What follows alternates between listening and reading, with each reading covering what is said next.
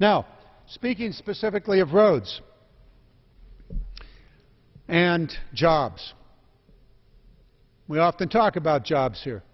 We need to understand that today, if we were to pass the Senate version of the highway transportation, of the public transportation bills, we would put 2 million unemployed construction workers back to work this year.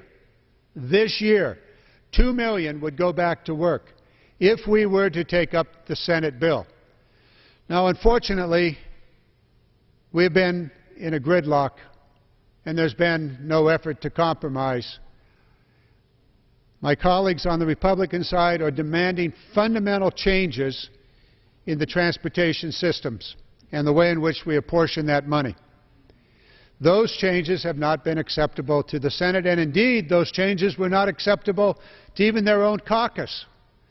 The Republican caucus was unable to reach agreement. They have more than enough votes to pass a bill out of this House, but they could not reach agreement among themselves, let alone with the Senate. And yet, they are demanding that the Senate take up what they could not agree to. On our side, we have simply said, let's go with the Senate bill. After all, 74 senators, both Democrats and Republicans, voted for it, leaving some 26 that chose not to support it. So, 2 million. 2 million Americans are waiting for action by the House of Representatives and the Senate. 2 million Americans want to go to work. And yet, we have this deadlock. We just found some support amongst ourselves to tell the conferees, get it done by the end of this week or take up the Senate bill. Listening carefully to what we heard on the floor not more than an hour ago, compromise is not going to be found. Keystone Pipeline, no public transportation funding, eliminate the environmental protections that have been in place for more than 40 years. Streamline, meaning eliminate programs. So, compromise is not there. What has happened over the last several months?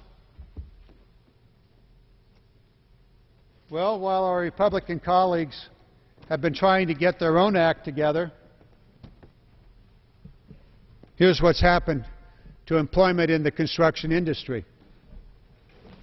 Way back in January, some 5,570,000 Americans were working in the highway construction and public transportation construction sector.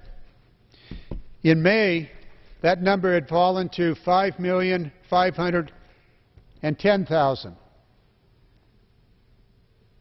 Some 60,000 Americans lost their job while the Republicans were trying to figure out how they could come to an agreement with themselves on a transportation bill. They couldn't. 60,000 Americans, 60,000 families lost their ability to earn a living as the majority in this House failed to even agree amongst themselves on what to do. The Senate moved forward with a bill. It's been there nearly 2 months before this House available. A conference committee was formed, and gridlock continues.